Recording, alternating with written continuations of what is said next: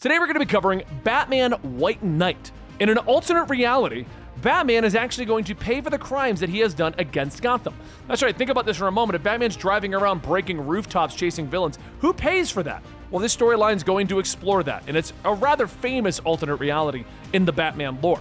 This is the Comicstorian Full Story channel, where we take all of the shorter videos that we made on Comicstorian and we move them over here so that you can get a giant full story.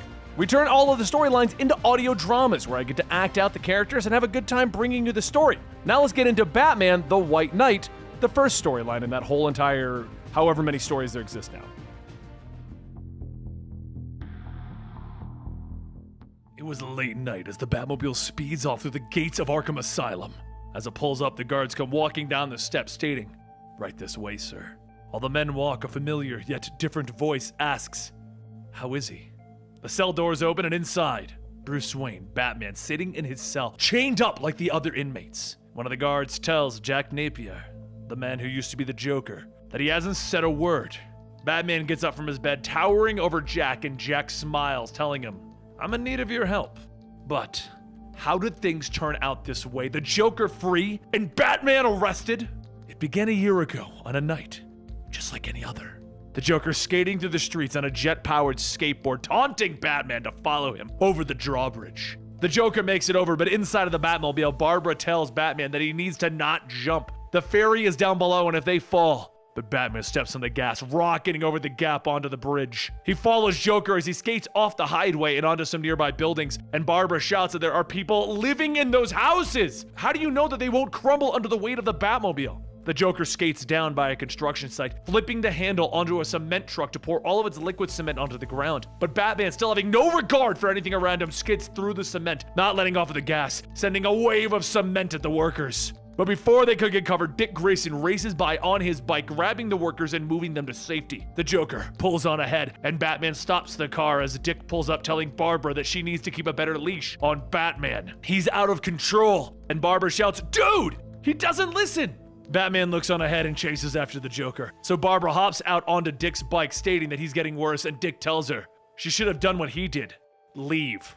Batman runs on ahead, knocking over a security guard, and Barbara stops to make sure he's okay. But once Batman gets inside of the warehouse, the Joker yells, "Congrats on another great performance, partner! Can't wait until they make a playset of us shipping over a bridge! However, there always needs to be a bit of challenge to our relationship. Always raising the stakes, making each of us stronger each time." Batman starts heading up to the next level of the building, stating, "There's no relationship between us." And the Joker tells him, "Come on! We're Gotham's favorite power couple! And just like any couple, we're supposed to always fight!" Just then, the Joker comes out of the shadows wielding an axe, and Batman spins back, punching him in the face. The Joker yells, "We're a team! Just admit it! That's our whole dynamic! The only thing missing is the love-making!" Batman tells him, "That's the thing. I only pretend that we're a team because it gives you some form of purpose. You can't see the whole truth that you don't matter. Not to me, Gotham, or anyone." The Joker begins picking himself up, asking, "So we're gonna lay all of our cards on the table, huh? Guess that means I don't have to hold back." Batman tells him, "I'm not holding anything back, because I've got nothing left." Joker swings, shouting, "Vigilantism isn't about justice, it's about control! Fix the city in your own pathetic way of salvaging a broken life. Even Gordon is fed up with you, watching his men get turned into cannon fodder in the front line of a war that they didn't ask for. It's all falling apart, and there's nothing you can do to stop it." Batman begins beating into the Joker. All the while he shouts, "Face it! Gotham's greatest villain is Batman!" But Batman continues to punch the Joker in one last time before telling him, "Just stop talking!" And then the Joker begins to hold up a small bottle of pills. Everyone rushes in to find Batman sitting over the Joker with his bloody fist raised, and the Joker stating, "I wanted to prove it with these. If I can get better, I can get this city back on track. Finally showing you all that Batman needs the Joker." Batman grabs the pills, telling him, "Fine, you want to get better, then open up." He pops the top of the pill bottle and begins pouring the pills into the Joker's mouth, and then covering his mouth, forcing him to swallow. As foam begins to drip out of the corners of his mouth, a person recording with their camera phone hits save and walks away. The Joker lays lifeless in a coma, his mind beginning to put things about his life back together again. Before, when he was just Jack Napier, aspiring comic trying to make it in Gotham, his life becoming Joker, and how the madness began to sink in. He wakes up gasping from the nightmare, and as he sits in his cell, he looks at all of the Batman and Joker-themed things covering his cell. And back in Wayne Manor, Dick shouts, asking, "What the hell is wrong with you? Batman, you've been acting completely out of control." Bruce, seemingly not listening, goes back to studying the pills that he just forced the Joker to take, stating that these pills are a complete mystery even to him. Dick shouts, he's not even listening again, and Barbara tells him, "Please, let us in. Tell us what's wrong." Bruce looks up with a worried look and then tells the two to follow him. As the three walk down the hidden staircase, they walk into what looks like a medical facility and they see Alfred on the bed dying. Dick and Barbara run to see him and they ask what's wrong with him, and Bruce says that he's dying and they don't know the cause of it. He's been like this for a month. Dick looks over the cords connected to Alfred and notices that they have ice on them, and he says that that's freeze tech. You're working with freeze. Bruce tells him that they've been making a lot of progress. He was just hoping that they could fix this so that they wouldn't have to see him like this. Later that night, Jim meets with the mayor to go over their problem regarding the Joker. Turns out someone at the scene leaked out a video showing Batman working directly with the GCPD, something that Jim has publicly denied to the city. He pours himself some coffee, stating that this isn't about the Joker anymore. This is about the public seeing another case of police brutality. The mayor shouts that it's not just that. The GCPD has turned a blind eye to Batman. There shouldn't even be a Batman. The fact that we need one shows that the GCPD is incompetent. Just then the intercom turns on and the secretary outside says that Dr. Leslie Tompkins is here to see them. Leslie walks in and says that Jack Napier has made a full recovery. Took some plastic surgery, but otherwise, he's gonna be fine. The mayor says, thank God, maybe now he won't sue them. And as Leslie holds up her paper, she says that's the thing. She's worried about his mental condition. Whatever those pills that he ingested were, they seemingly have cured him. We would have assumed that it was fake, but you can't fake a CAT scan or IQ testing. He really is a genius. He's also been spending his time in Arkham Library for the past 3 days working on his own legal case. He's filing charges against the GCPD, Batman, and Gotham City. And given his newfound mental capacity, you should be worried. A short while later, Jack is brought into the interview room, and Jim says, Joker. And Jack stops him, telling him, Mr. Napier will be fine. But as he's set down in cuffs, he begins picking the lock, stating that he's going to assume that they're here to make him an offer. Jim gets up, telling him, you're lucky we don't add more time to your sentence for... And Jack talks over him, asking, for stealing a scooter, please. Batman caused more damage than I did. So here's what's going to happen. We're gonna go to trial. I've been taking the rap for Batman's reckless vigilanteism for far too long, and now it's your turn. Jack places his arms on the table, going on stating that Batman has been endangering innocent individuals by driving an unlicensed, weaponized tank. He then endangered a construction site by plowing through a cement truck and injuring 3 people, knocking over an innocent guard. He then trespassed and destroyed thousands of dollars in medical equipment while assaulting me as I tried to surrender. And all the while, the GCPD did nothing but stand there and watch as Batman violently made me swallow those pills. So, if you won't arrest Batman, then I have no choice but to file suit against the GCPD to answer for his crimes. It is time to show Gotham that it's better than the Joker in the Dark Knight. So now, I'm going to be its White Knight.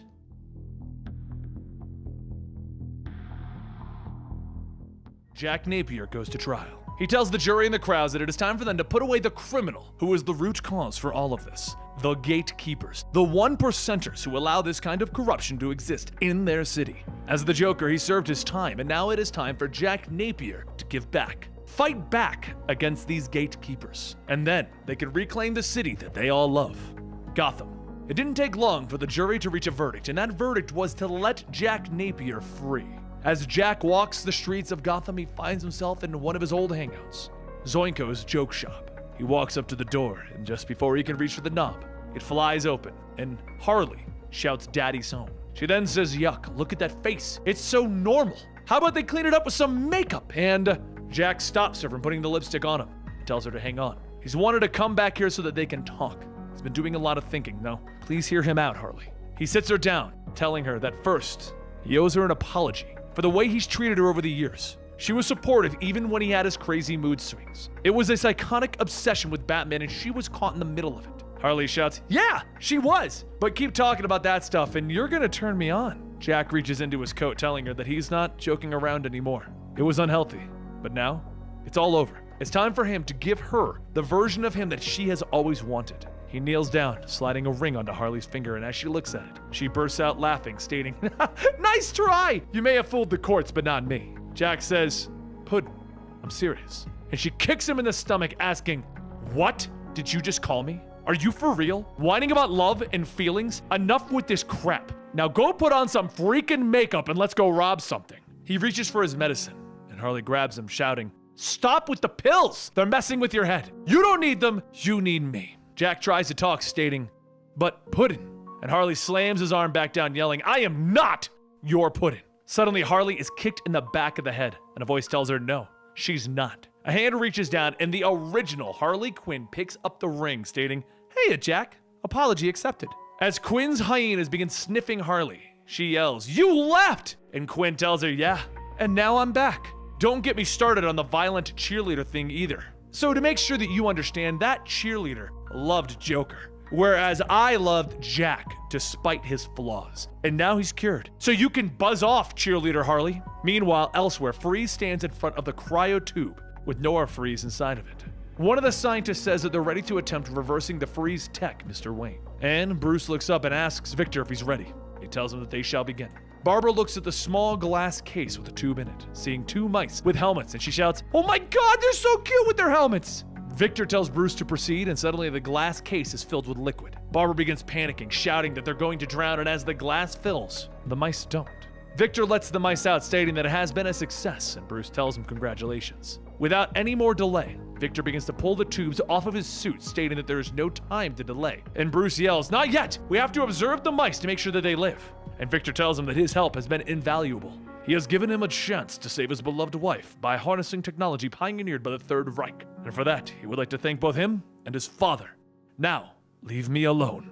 Victor begins turning the dial, and Barbara asks, does he really think that he doesn't have a million ways to stop him? And suddenly, Victor's helmet fills with the same liquid used on the mice, and Bruce quickly runs over to remove it. Victor gets back up gasping, but his skin begins to age rapidly, bringing him to his current age. Bruce says that this is what they were hoping to avoid. He was frozen in his 30s, and it's been about 50 years. Victor gets back up stating that he feels warm, and Barbara yells, the mice, they died from old age. How do we know that Nora will survive this? And Bruce tells her, we don't.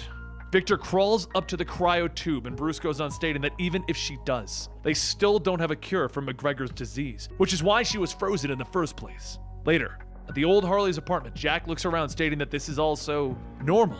He sits down and he asks, so you left me and an entirely new Harley Quinn took over? Harley sits down telling him, yeah, you're a narcissist who suffered from dysmethia and schizophroid personality disorder. Hell, the pills may be causing an imbalance, which is why you're normal. You probably aren't cured per se, but with the right support, you could be. Jack remains quiet and Harley tells him, I'm a psychiatrist, remember? Jack then asks her, what did I do to make you leave me? And Harley asks, do you really not remember? You were an easy man to fall in love with. Being with you didn't make me feel like a criminal, it made me feel free. But as we spent time together, I could see the obsession with Batman growing. It was like I was sharing you with Batman. And that's when I knew you were in love, but not with me. Things began to get worse, and that night when you abducted Robin, you almost killed him just to get something out of Batman. I stopped you and I could see it in your eyes. The man that I loved was gone, and all that was left was the Joker. I went to Batman for help, but when I returned with Batman, you had already killed Jason Todd. All that was left was blood. We never ended up finding Robin's body. Shortly after, Jack follows Harley to the roof and he asks, did I murder Robin? And Harley tells him, you're the only one he knows for sure. Jack sighs and says that they need to save Gotham. They need to lead a rebellion. Turn Gotham against Batman by villainizing him, showing the damage that he's done. Harley asks, so Gotham City will be saved by the least likely person, Jack Napier.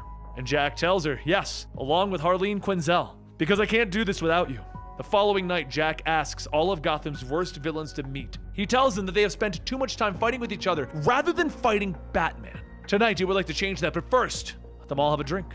Everyone takes a sip of their drinks, and Harley hands Jack Mad Hatter's hat. Everyone looks around asking where's Clayface, and Jack puts on the hat, telling them that he's here, more or less. What everyone doesn't know is that just prior to the meeting, Jack used the Mad Hatter's mind control to take control of Clayface. He had him dissolve into dust, and then Jack used that clay and put it into the drinks of everyone who is here right now drinking. The Hat would have had so much more of a problem controlling a small army, but if they could control one person and maybe put that person into everyone, everyone's eyes begin to change green and Harley asks if it's working. And Jack tells her yes, of course it's working.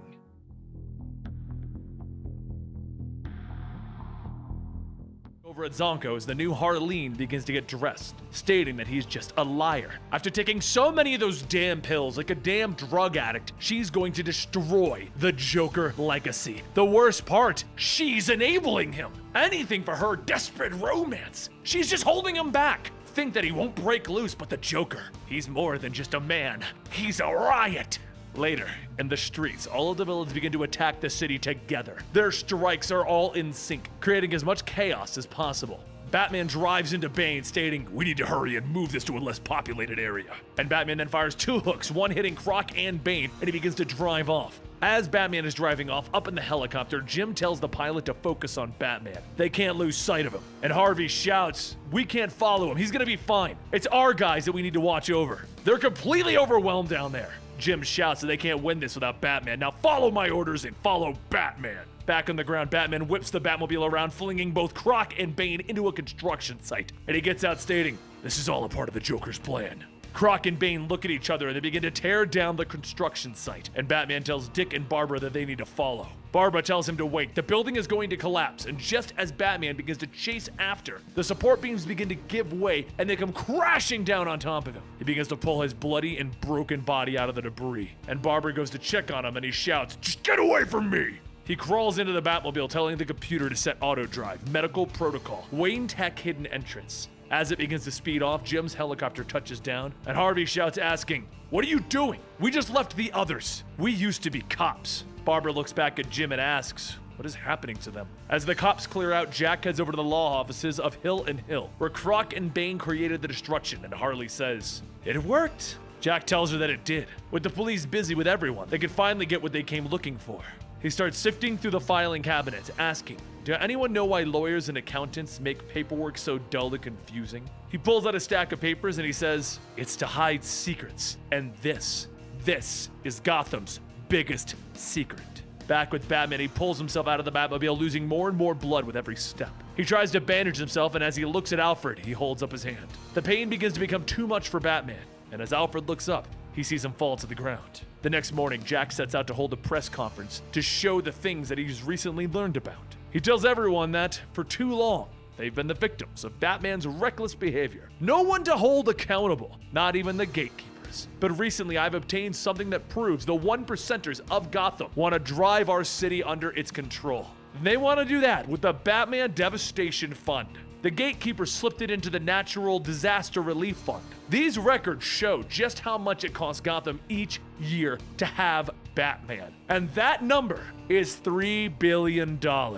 That money was for floods and hurricanes that never happened. $3 billion on Gotham's only disaster, Batman. That is why Batman diverted the battle away from the downtown so that he could protect the rich people in the financial district by sacrificing Backport. Many of you do not trust me because I was the Joker, but let me use the Joker's knowledge of the city to remove the plague that has been haunting you. Later, as Batman begins to wake up, he sees himself lying on a bed with wires connected to him. Freeze tech wires. He asks, "Did Alfred?" And when he looks up, he sees Alfred sitting in a chair. Batman calls out to him, and when he gets out of bed, he notices that it's already too late.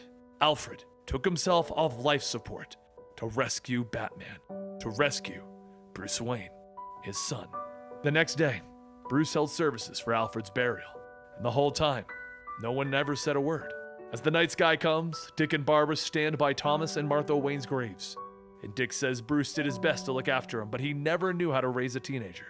Back when he ran away, it was Alfred who would come after him, hugging him, promising everything would be okay. He always wondered what would happen if Alfred didn't come. Barbara looks over and sees the grave that is there for Jason Todd, and she asks who's that, and Dick tells her that he was the first Robin, supposedly killed by the Joker, but they never found a body. He lifts his bottle to take a drink, and Barbara asks, "Why wouldn't Bruce have told me that? That's huge." Dick goes on telling her that Jason was like a son to Bruce, closer than he could ever be. He takes a drink, and Barbara says, "Bruce is going over the edge. I need your help on this, Dick." Dick tells her that he's not a part of this anymore. He only came to the funeral for Alfred. And Barbara shouts that he may wear a different outfit, but he's still Robin. She grabs Dick by the collar, screaming that it's a fight between us and Bruce. Alfred was Bruce's moral bearing, and without him, there's nothing protecting Gotham. Elsewhere, the new Harley makes her way into a building asking where is everyone. Harley looks down and sees some clay and begins following the trail until she finds Clayface, lifeless. She notices the Hatter sitting off in the corner and pulls the mind control device off of him, and the Hatter shouts asking, "Who?" She tells him that her name is Quinzel, and Napier took the Joker. Until he gets back, she's standing in. Hatter says, so she's Neo Joker. And Neo asks, was Jack here? Hatter begins to say his riddles, and Neo shouts, English, you creepy leprechaun! And Hatter begins to explain that the Joker wanted to use his device to create an army. It's because it would be hard to influence that many that he used Clayface and fed him to every supervillain. Neo looks at Clayface and asks, is he even alive? And touches him. And that's when Clayface begins to turn to dust, only leaving his brain behind. Neo catches it, stating that that's nasty, but she's pretty sure he's alive. She looks back at the Hatter, asking if he can override Napier's control. And Hatter begins to put on his control band, telling her, yes, as long as I'm closer to Clayface's brain. Suddenly there's a shuffle, and as Neo goes to check on it, she tells Hatter that he's welcome to tag along, but he better stop with the Alice in Wonderland crap. The door swings open, and as Hatter sees the room full of other supervillains, he says, holy schmoly! And Neo tells him, that's better.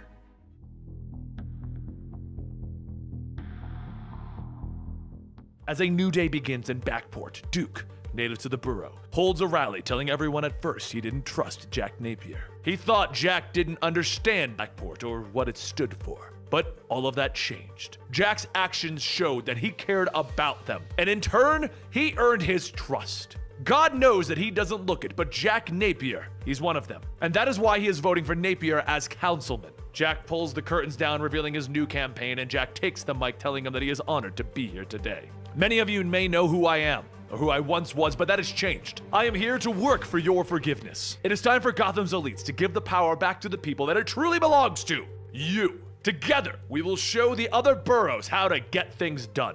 As Jack heads off stage to lead his protest, he stops before Jim and the GCPD asking, I hear that you're here to stop my peaceful protest. Harvey tells him, you aren't marching without permits. And Duke tells him, that's funny, because we submitted our papers last week, and no one's gotten back to us. Harley begins yelling that he never got him, and even if he did, he doesn't help ex-cop turncoats. But while the two argue, Batman swoops down, taking both Jack and Duke down. Barbara shouts, asking, what do you think you're doing? And the crowds begin to shout at Batman, telling him, let him go. And Jack yells for everyone, stop, stop. Everyone, please back away so that no one gets hurt. I will go of my own free will. As Jack gets up, he dusts himself off, and he sits in the back of a patrol car, telling Jim, come sit with me. We have much to discuss. Later, at Jim's office, Jack takes a sip of his coffee and says that the first thing that he'll do as councilman is increase the budget on coffee because this is disgusting. Jim tells him, cut the crap. I don't care how many you've scammed. I know it's just another long con, so out with it. Jack says, fine. My idea is simple. I would like to redistribute the Batman Devastation Fund found in Mayor Hill's old firm and give it to the police force. With it, we'll create the Gotham Terror Oppression Unit, building up an elite task force with our best vigilantes, a squad of super cops. It would be a perfect compromise, mixing vigilantism with a group of Gotham's finest. We get Batman to work with us rather than against. Batman and the kids can keep their secret identities, however the vigilantes will wear GPS, body cameras, and play by the rules. It will allow for accountability. Batgirl is already frustrated with Batman, and Nightwing will follow her. With them, we can learn some of Batman's secret technologies. Please, look over my proposal long and hard. You'll see that the GTO is a good idea. As Jack leaves the precinct, Duke meets him outside, asking if they've already let him out. Jack tells him, I was never actually arrested. While Jack walks down the steps, Harley grabs him, asking, when did you become such a good guy? And Jack tells her, it's because you're there to keep me honest. Harley kisses him, telling him that she's proud of him. Now take her out for the night on the town. Later, in the evening, Neo Joker, now in possession of Jack's Hatter technology, leads an assault on the GCPD precinct. Harvey grabs a gun, asking, who the hell is that? Some kind of new Joker? And Neo tells him, no, just a stand-in. You may call me Neo Joker for now. As the supervillains storm the building, Batman, Barbara, and Dick all begin to make their way to help suppress the threat. Though while in the chaos, Neo and Hatter head into the records room, and Hatter begins downloading the GCPD secret files. Once the two have what they want, Neo orders everyone to pull back, and Bane begins to rip the bat signal off the roof. Jim pulls out his gun, and Bane turns back, throwing the bat signal into him, knocking him off the ledge. Batman quickly jumps in after him, but after catching him, he crashes down to the alleyway below. Jim gets up, looking at the broken bat signal, and Batman tells him, I'll get you a new one. Jim tells him, no, I'm done defending you. We need a new plan. Gotham will demand it. You know, Napier's right.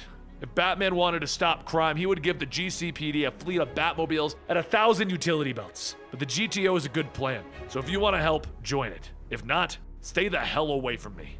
With that, Jim leaves a speechless Batman in the alleyway.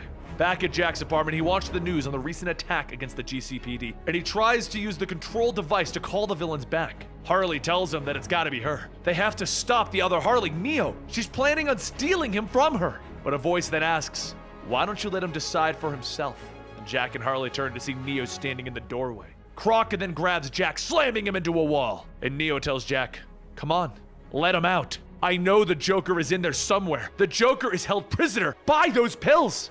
And Jack asks, what? You want to force me back into my psychosis so that you can reclaim your fake romance? It was never real. You were fake. Croc releases Jack and Neo pauses for a moment and says, no, you're just wrong. I just need to draw him out. The way I'm going to do that is I'm going to be the one taking control of Gotham. Joker's massive ego won't allow me to surpass him. Later that night, Jim calls Barbara and Dick to a warehouse, and Dick asks, where are they and why are they here? Jim says they really need to talk to them. And Barbara says, they? And Jack Napier steps out stating, I'm only asking for 10 minutes of your time. He leads the two of them into a warehouse stating, your vigilantism isn't working. I've come up with a method that we can all work together and adapt to change. Jack then shows them new Batmobiles, stating that he only wishes to help them. Together, we can make a fleet of state-of-the-art Batmobiles. There will be better coordination, less collateral damage, and this will be run by Commissioner Gordon. Jack tosses a set of keys to Barbara, telling her that the best part is, you'll all get your own Batmobile. Meanwhile, at Neo's hideout, Neo sighs, stating that destroying the police headquarters didn't shake him. She's gotta think bigger. Only if the Joker was here, she really misses him. Hatter looks up from his table asking how long were they together, and Neo explains that it all started when she was working back at the bank. See, she used to be a cutter. One day she wondered how many cuts she could make before people would notice, and then he showed up. The moment Joker pointed a gun at her, she realized that she actually wanted to live. She would do anything to live, even help him rob the very bank she worked at. It may have been because she looked like Harley that Joker let her come along, and eventually he gave her one of Harley's old suits to wear. But after the bank robbery, Joker took time to bandage her wounds. And while it may have been Stockholm Syndrome, she started to believe that that is where she belonged. Hatter asks what was her name before all of this, and she tells him Miriam. Miriam Drews. Hatter then says that maybe it's for the best that she got away from him. And then there's a ding, and Hatter says it looks like they're in. He looks at the files, and Neo asks what they're looking for. And Hatter tells her that it would give her an advantage over Napier. Neo reads through and finds out that there's a lot of security around Victor Fries. Wait, Fries was a Nazi. How old is he? The two of them begin to read the files, and Neo then looks at an old photo and asks, who is Fries shaking hands with? And Hatter says that is one of the wealthiest families in Gotham. Victor Fries, the Nazi, worked with the Waynes.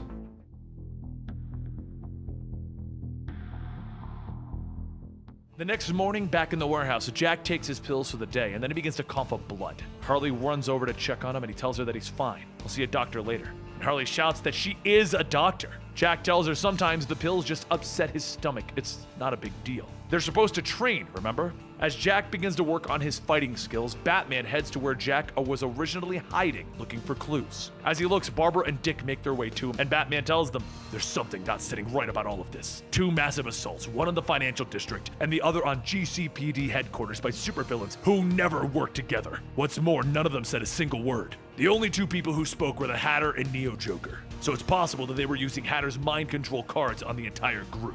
Batman bends down to look at something, and then he pulls his hand back to discover it covered in clay. Dick tells him that none of them saw any of the Hatter cards, and Barbara asks what's on Batman's fingers. He tells her that it's clay. Clayface was the only criminal not here. He must be involved in this. He bags up the sample, and Barbara begins to say that there's something else. And Batman quickly says, you want me to join the GTO? There's no chance in hell that I'm teaming up with Jack Napier and the GCPD's new attack force. Dick tells him that Napier has changed, and Batman tells him nothing has changed. Joker got out of Arkham and is trying to hurt Gotham with his latest scheme. We've all seen it before. Dick walks up to Batman telling him, yeah, until Napier breaks a law, there's nothing we can do about it. And Batman tells him, you want him to win, don't you? Because it'll prove me wrong so that you can believe that he's better than me. Dick tells him that he's just afraid that this will make him worse than Napier. That everything he's done was for nothing. That he took the wrong lesson from his parents' death. Batman pulls back to swing at Dick, but Barbara charges in, throwing Batman to the side. She then turns back to Dick, shouting, you know what? You both suck. Why is it such a pissing contest between you? And why am I always in the middle? Bruce gave you everything, Dick. You don't get to talk to him like that. And Bruce, you need to carefully think about your next move because Gotham is losing its patience with Batman.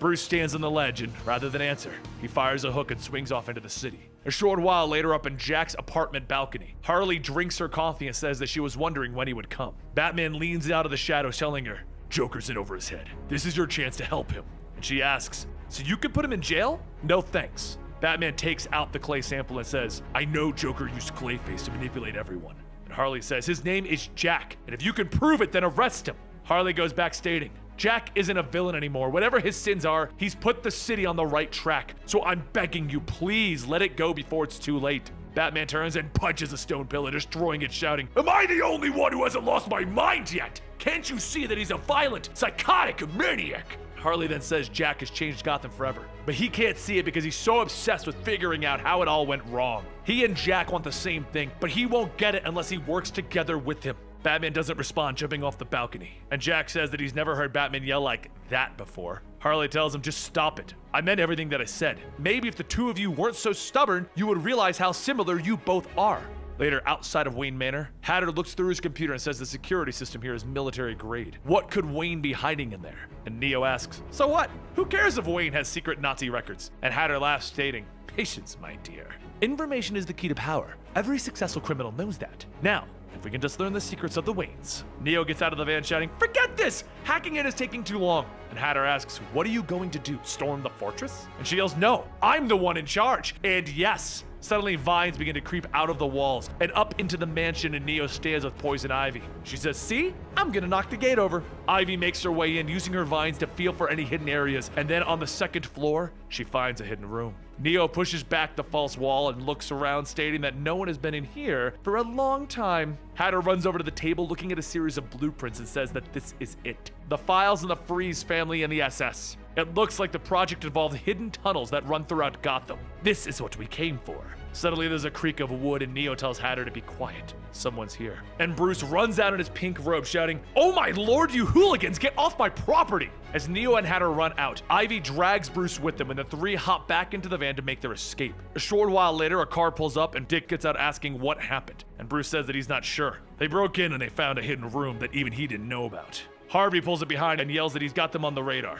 Nice robe, Mr. Wayne. Dick laughs as he gets back into his car and says, yeah, stay put, Mr. Wayne. The GTO will handle this. Up ahead on the highway, the Hatter tries to escape the GTO, and with a new fleet of Batmobiles, Montoya, Duke, Barbara, Dick, and Harvey all close in on her. Montoya and Harvey use their cars to pinch the van, and then the mind control villains begin to pull out, attacking everyone. While everyone begins to avoid the oncoming attack, there's a loud boom as Batman drives his Batmobile onto the highway, crashing into Harley's van. Up in the helicopter above, Jim shouts for him to stand down. The GTO have this under control. And Barbara then radios in asking, what are you doing? And Bruce tells her, protecting my family. And he steps on the gas. Batman's Batmobile begins to pick up speed, pushing the van closer to the edge until he rams both vehicles over. The vehicles crash into passing freight ships, causing it to crash into one of the support pillars, keeping the bridge up. But while this is happening, Batman ignores it, grabbing Neo, asking, what did you take from the Waynes? As Neo pulls back, her backpack opens, and Batman sees Clayface's brain with the mind control card in it. He asks, what the hell? And Neo snatches the backpack and kicks Batman off of her and begins to make her escape. As Batman gets back up, he looks at what else he grabbed and sees the pictures of his parents with Freeze. Just then, the support pillar on the bridge gives, causing the entire bridge to begin to fall into the river below. Once the stones stop falling, Jim flies by the wreckage and announces to everyone that he is putting an APB out. He wants Batman arrested.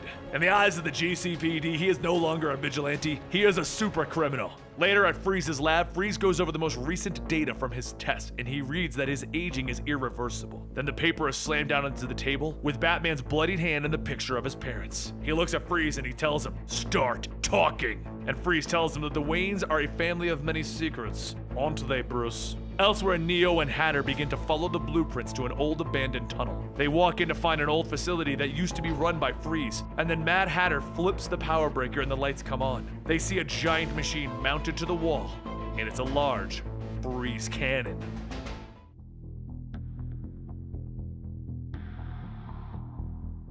With the manhunt for Batman underway, Jim sits down with Nightwing and Batgirl in his office, asking one question, the one question that everyone wants to know. Who is Batman? Both Barbara and Dick tell them that that was not a part of the deal. They would join up as long as that knowledge was kept secret. And Jim says that he doesn't like it either, but Batman's left him no choice. His recklessness put Gotham Gate Bridge into the bay, allowing every super criminal to escape. Dick tells everyone that he'll help bring Batman in, but not like that, not revealing his identity. Jack Napier then says, Nightwing is right. He broke the law as Batman and he needs to be arrested as Batman. Once under arrest, we'll remove the mask for everyone to see who he really is. And Dick says it again. I will help you take Batman down, but the mask stays on. That is non-negotiable. Barbara asks, after everything that he's done for you? You should all be ashamed. You owe him another chance. Batman has served Gotham for decades, and now you're willing to ignore all of that for a seemingly reformed Joker? Well, I won't be a part of this any longer. Jack places his hand on Dick's shoulder, telling him, you did the right thing. And Dick turns back, punching Jack Napier, shouting, I'm here for Gotham, not you. Jim grabs another cigarette, stating, we need a plan to corner Batman. Our GTO cars are tough, but not Batmobile tough. Duke suggests that they probably use an EMP to stop Batman, but they'll run into the issue that all of their GTO cars will be fried as well. Montoya then says that they need something as tough as a Batmobile, but something analog, something old school. Jack asks, do you have anything like that? And Dick tells them, no, but I could steal one. A short while later, the original Batmobile speeds down the highway, catching up to Batman's modern Batmobile. Jim, sitting inside blindfolded, asks if everyone's in position. And everyone calls out Roger over the radio, but from there, everyone begins to move into position to force Batman to take a sharp turn through a warehouse. The autopilot for the analog Batmobile follows Batman close behind, and once both of them are inside, Montoya calls out to light them up. Several spotlights turn on, shining down on the two Batmobiles, and as Batman shouts, trying to cover his eyes, Jim says that he's turning off the engine. Now, as the EMP hits and Batman is still dazed from the lights, Jim takes off the blindfold and turns the car back on. He starts to give the Batmobile more gas, and he says that he's sorry for doing this, but someone's gotta get through to you.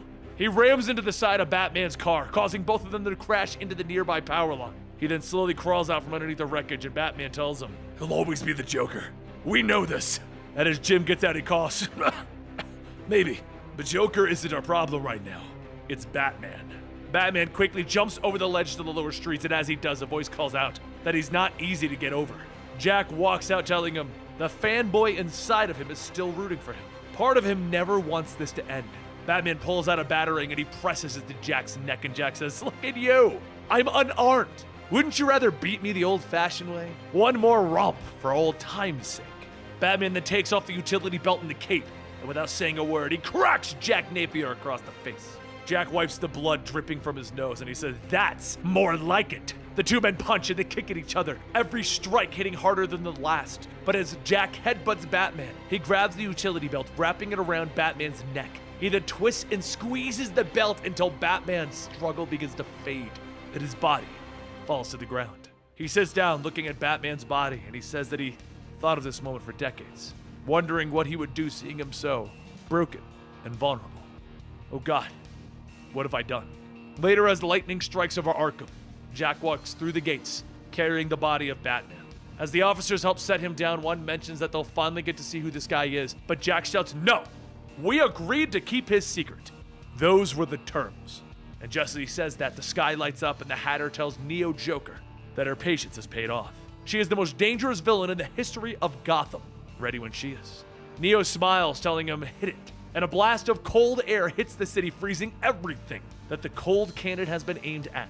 Everyone scrambles to get into the air, and as Jim looks out of his helicopter, he sees on the building two words, send Joker. A short while later, over in Freeze's lab, Barbara shouts, stating that the technology was pioneered in the final days of the Third Reich. Is that giant cannon in the middle of Gotham Harbor his? Does that belong to Mr. Freeze? Freeze continues his work, telling her that she must be the lab assistant that was with Mr. Wayne. And Barbara quickly remembers that she's still in her Batgirl costume. Freeze tells her that he's already aware of who Mr. Wayne is, and your secret is safe with me. Barbara then asks how did he know, and Freeze says that when Bruce lost a lot of blood, the butler insisted that the Freeze tech be transferred to Mr. Wayne. Barbara then asks why would he help the Waynes, and Freeze explains that it started a long time ago when I met Mr. Wayne as a boy back in World War II. Thomas helped with the Allies in creating a secret program that utilized valuable Nazi assets, high-ranking prisoners like my father, Baron von Freeze. to almost convince the Allies to let my father continue his work so long as it was for medicine. However, the facility that was built for my father was ultimately turned into a weapons facility, and thus my father created the cannon. You now have what you want. It's time for you to leave. And Barbara asks, so you're not coming to help us?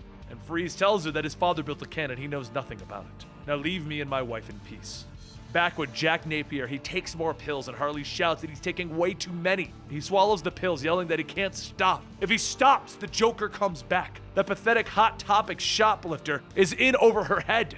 Harley grabs him, shouting, she is not pathetic, she is a person, a flesh and blood woman who loved you and wanted to give you everything. Jack pulls away, grabbing one of his coats, telling her that she is an oversight. I can handle her. And Harley tells him that he had a good run, but he's in way over his head. Maybe it's time to hand this over to someone with a little more experience in fighting dozens of super criminals. Jack leaves, asking her, how can you seriously be suggesting that? I just spent a year proving Batman's methods didn't work.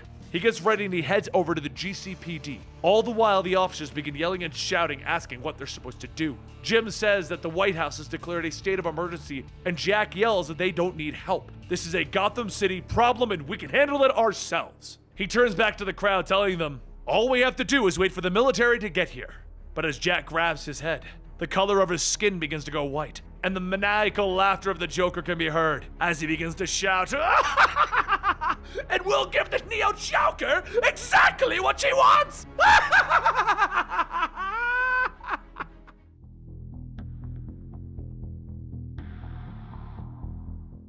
As the entire GCPD listened to Jack let out a mad cackle as he becomes the Joker, everyone grabs their guns and they point them directly at him. Harley grabs a hold of him, shouting, oh God, this can't be happening. And after a few more laughs, Jack begins to cough and the color of his skin returns to normal as he says that he is okay. He's got him under control. Harley then yells, what the hell was that? And Jack tells her that the medication has started to lose its effect. He didn't tell anyone because he was trying to fight it, but it's getting worse. Jim asks, how long can he hold it back? And Jack tells him, long enough to stall Neo Joker. No matter what, by the end of the day, Neo Joker will be defeated by either me or the Joker. While the GTO forces move out, Dick and Barbara visit Bruce Wayne in his cell. And Barbara asks, how long is he going to sit there? They all know that he can break out at any time. He sits on his cot, stating, she begged me to let it go. Like she knew that this was going to happen. Like the two of us would need each other. Barbara asks, who are you talking about? And Bruce tells her, Harley. I figured out what's going on. Joker will come for me. Neo Joker is too powerful, and soon, he won't have a choice. Meanwhile, over at the freeze cannon, Neo surrounds herself with all of the villains still under the Hatter's control and tells Jack that she knows him. She's known him for years. She saw the Joker being buried by that same man who was threatening to take him from her. So she indulged his darker side. She became evil Harley Quinn in hopes of the Joker returning, and then she freed him. Jack says, you can't do this. And Neo yells, let him out! Because the only one who could stop me from destroying Gotham is not you, Jack. Jack remains quiet and he finally tells Neo, you win. I'll bring you the Joker. He turns and Neo asks, where are you going? And Jack spins back around as the Joker, shouting, you will not question me! You want me back? Then we do it my way! Once Jack steps out of the small cottage, Harley follows him and Jack says, I turned this city upside down, exposed the corruption and ended vigilantism. All I wanted was for people to see the truth, that Gotham's problems aren't special. They don't need a lawbreaker like Batman. I followed the rules and it still didn't work. What's worse is all of this is my creation. Harley asks him, are you in there? Am I speaking with Jack? And Jack sighs, telling him, that should have worked. Harley turns to him asking, who are you kidding? You used every criminal to scare them into giving you power. You weren't playing fair from the beginning, and now's not the time to start. Neo Joker can still be defeated. You just need a new way to rig the game, and that's by doing something the Joker would never do. Work with someone that she would never expect. Later, in Batman's cell, Jack opens it up and he tells him, I need your help. Batman stands up telling him, I'm gonna take a wild guess and say that it was Harley who told you to come here. You're sharp, but you still aren't seeing all of the angles. Jack asks him, so you'll help me? And Batman tells him, I will always help Gotham. But before I do that, we have to agree on something. After all of this, I want a full confession about everything. How you attacked the financial district. All of this happening because of you, and ultimately, your responsibility in the creation of the Neo Joker. Explain to everyone how you exploited the legal system and the lies. Tell everyone that regardless of who you try to be, deep down, you will always be a murderer. Always the Joker. And Jack yells, I'm Jack Napier, not the Joker. I turned Gotham into a better place. And Batman tells him, "But you broke the law." And Jack shouts, "So did you! You might think that you're better than the Joker, but you'll never be better than Jack Napier." Jack then uncuffs Batman, and as Batman leaves, Jack jumps up behind him, stating that, "I will give you the confession only if I take the entire rap." Harley goes free. Batman sits down to the Batmobile and tells him, "Your confession for Harley's freedom, only if you tell me what happened to Robin, what happened to Jason Todd." Batman hits the gas with Jack sitting next to him, and he tells him, "I want to remember, but the Joker is holding it over me because it gives him power." Batman waits for a moment, and then he tells him, "You better make him say it. Close your eyes and concentrate. He tortured Jason because the Joker wanted something." Jack closes his eyes and he begins to think back, and he slowly begins to remember. Jack says that the Joker was jealous of Jason. The Joker wanted to know who Batman was. He wanted to know his true identity. Just before killing him, Jason finally broke. He said, "I wish I'd never met Bruce Wayne." And then the Joker let him go. Batman stares at Jack and he asks, "He's alive? Why wouldn't Jason return to me then?" And Jack tells him, "Because he was broken. Not only by the Joker, but by Batman for making him Robin in the first place. The Joker let him free so that the game could go on. Batman would suffer more thinking that Jason was dead than knowing the truth." Batman then asks, "If the Joker knew that I was Wayne, why didn't you say anything?" And Jack stops him. "Oh, I knew that you were Bruce Wayne. I've known for months. Ever since I uncovered the Batman Devastation Fund, I learned that it wasn't paid for by taxpayers. It all came from companies that Bruce Wayne owned." Bruce stares for a moment, and then he goes back to driving, and Jack says, "I know everything. There's a lot more to the Waynes than you think, Bruce." A short while later at Freeze's lab, Freeze leaves Nora to rest, and Bruce says that she survived. Freeze says, "Thank God, yes. I won't wake her yet. What am I supposed to do? Tell her how my father's evil haunts us even to this day with that cannon?" Bruce tells him that she won't see it because he's gonna help them fix it. So Freeze grabs a chair, sitting down, stating, "I already told the woman in red hair that there's nothing I can do. The only thing I can offer you is knowledge about the tunnels. Thomas constructed those tunnels to help Gotham move supplies and medical equipment. It was a vast network. Thomas must have a map of it." Bruce then says, "Neo, Joker, and Hatter stole that map." And Freeze sighs, stating that he knows where they are. They used to sneak out to see Nora.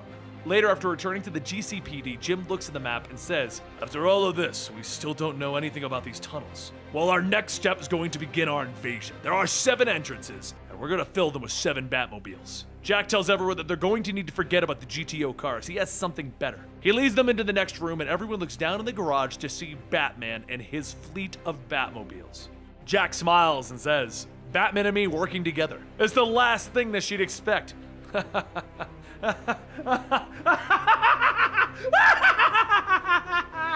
As Jack laughs, he begins to turn into the Joker, and Bruce quickly charges at him and places him into a headlock. Jack begins to cough at being choked, and Harley runs up to him, telling him that he needs to come back. Just breathe!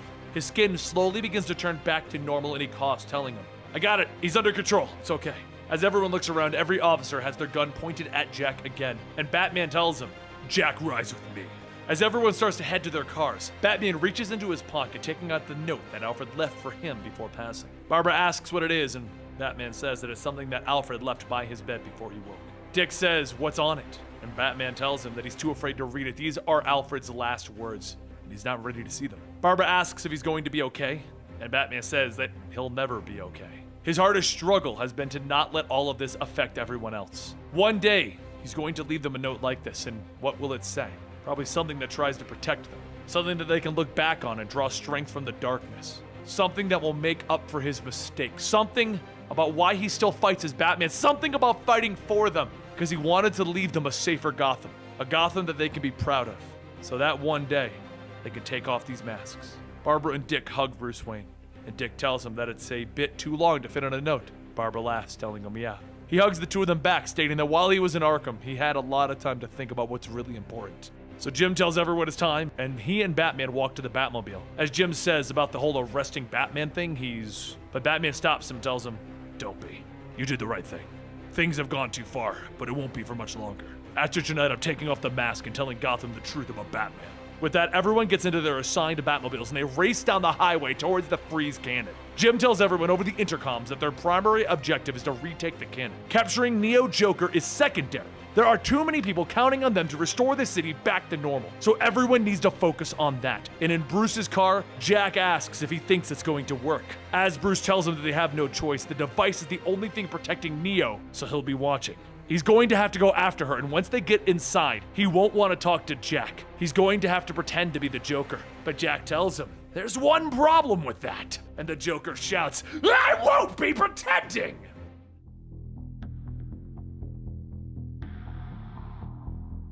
As Batman silently stares, the mad cackling of the Joker fills the Batmobile.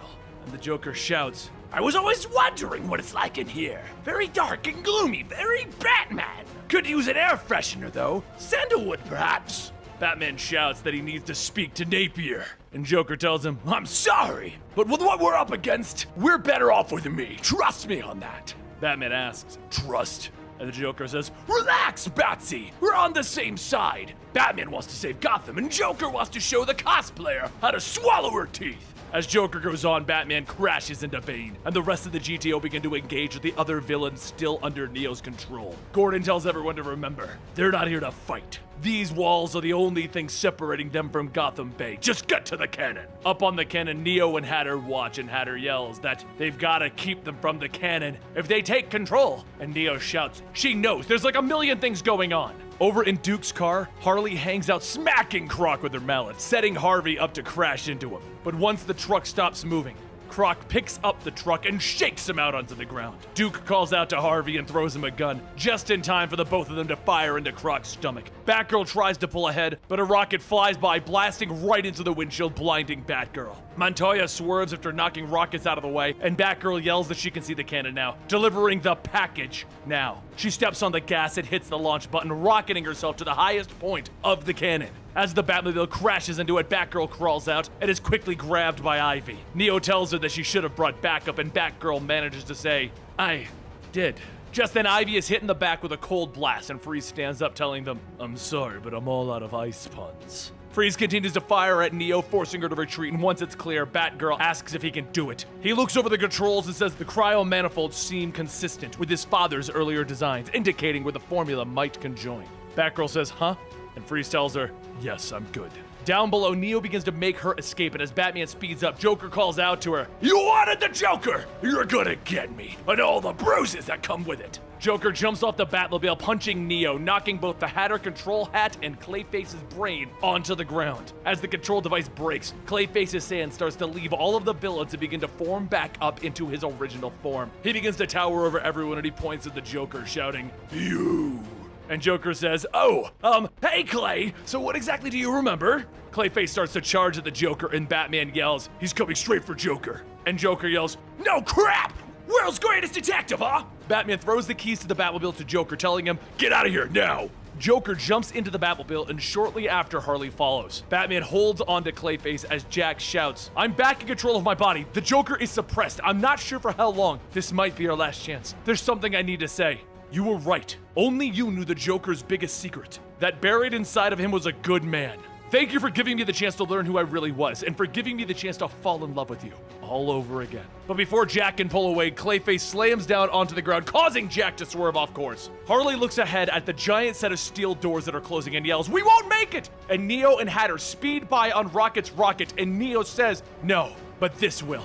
There's room for one more. I really loved you, but I want you to live. After a moment of hesitation, Harley says that she's right. She does love him, and that's why. But before she could finish, Jack hits a button stating that if one of them is going to live, it's going to be the one who deserves it. I love you, Puddin'. Now get going. As Neo inches ahead, an explosion goes off as Jack hits the steel doors, and through the smoke, Harley shoots out riding on a bat cycle. She looks back, calling out, Jack! And she looks at Neo, and her sadness turns to rage. Back on the cannon, the force from the explosion sends cracks throughout the tunnel, causing the inside of it to flood. Batgirl tells Freeze that they are running out of time. It's now or never. And Freeze hits one last button, speaking to his father, that he hopes he's watching. This is for Thomas Wayne. Suddenly, the cannon fires again, but the heat begins to thaw out the city, giving life to those that have been frozen. And while that goes on, Batman jumps into the bay looking for Jack, finding him unconscious. He pulls him out of the water and begins to give him CPR, and Jack begins coughing up water, asking,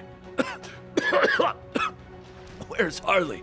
Back in the tunnels, Harley and Neo are racing against the giant wave of water that is following them. The two ride along the walls, and they find a sewer to escape, and just as they fly into the air, Harley grabs onto Neo's backpack. The two fall into a nearby building as Harley begins to punch, and she shouts, he's dead because of you!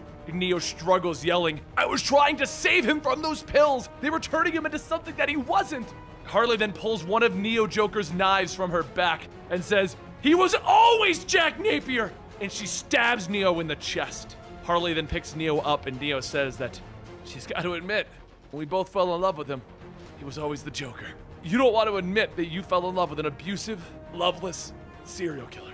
Harley brings the knife up, yelling, "No! I loved him in spite of all of that!" And just before Harley could stab again, Duke comes over the radio. He says he's not sure if you can hear him, but Jack's alive. A short while later, back over at the pier, Jack tells Batman, "You should have let me drown. I would have died a hero." And Batman says, "I would never let that happen." Jack asks, "What? Not letting me die or not letting me be a hero?" And Batman tells him, "Pick one." A few seconds later, Harley pulls up with Neo, excitedly yelling, "Puddin'!"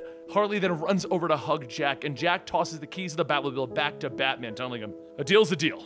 Here's a copy of my confession. Now take me back to Arkham. But I do have a request. Can you at least allow me to return before I revert to the Joker? Allow me to walk through that gate while I still have my dignity." As Gordon brings Jack to his nice, newer cell, he says that it's a small gift, a thank you from Gotham. Jack looks around, telling him, "Thank you. I have one last request. Marry me and Harley before we're out of time." A short while later, as the sun begins to set, a priest comes into the cell and says, "Do you, Harleen Quinzel, take Jack Napier for better or for worse until death do you part?" And Harley says, "I do." And as the priest asks Jack the same question, the color in his face begins to fade and he begins to cough up blood. He falls to the ground as the priest continues, and the priest finishes with Joker grabbing Harley by the head, shouting, "I do!"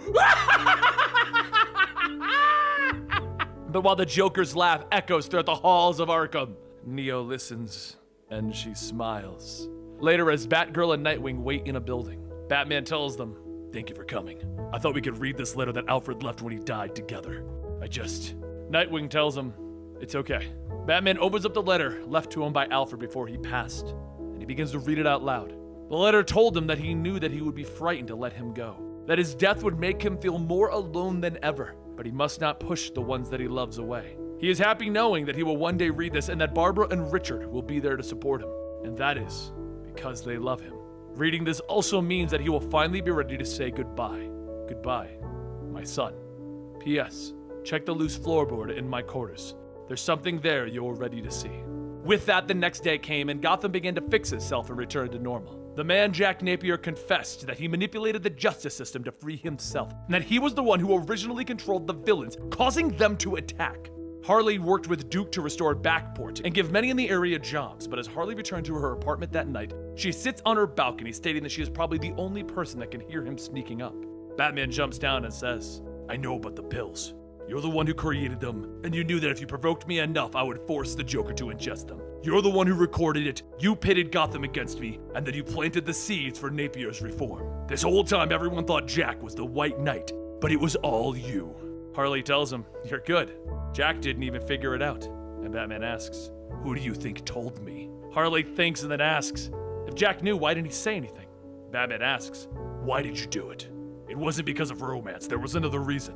Harley leans back and says the Joker might have been responsible for terrorizing Gotham, but Batman wasn't exactly making it any better. Someone needed to break the stalemate before the two of them tore this city apart. No one else knew them like she did. She was betting on Jack having a lot to show, and she was right. Harley turns to leave, but before going, Batman says, "Napier mentioned something about his old cell, about discovering Joker in that cell. What did he mean?" Harley waves her hand and says, "I'm not sure." And then Batman asks, "Do you really think Napier's gone?" Harley looks back and smiles before going back into her apartment. Later at the GCPD, Gordon shuts the door to his office, stating that he heard that he and Freeze had been working on a serum to revive Nora, and they finally managed to bring her back. Batman then says, "If only. There were 2 patients and we lost one." Gordon asks, was it someone close? And Batman tells him, "It was my best friend." Gordon sits down and tells him that he's sorry. Batman then drops keys to the Batmobiles on the table and he says, "I've learned a lot over the last year. I've enjoyed hurting criminals. I became Batman because I could be as brutal as I wanted, but sometimes I wonder why I wear the mask." Gordon tells him, "Gotham needs Batman. You may have gone off the rails a bit, but we both know you did some good here. Napier did us a favor. We now know the flaws and we can work to fix them. Given time, Gotham will also learn to trust Batman again." Batman reaches for his mask, removing it, telling him, "No, we need to tell them who Batman is. It's the only way anyone will trust me. But most importantly, it's the only way that you'll trust me, Jim." Now don't forget to like and subscribe to the channel as we're bringing you these large videos 3 times a week right over here. And we'd love to have you join this channel and be a part of it. Don't forget, you can also check out Comicstorian's main channel, where we bring the comic books as they're coming out to you, so you get complete stories over there and full stories over here. Thank you, and I'll see you next time.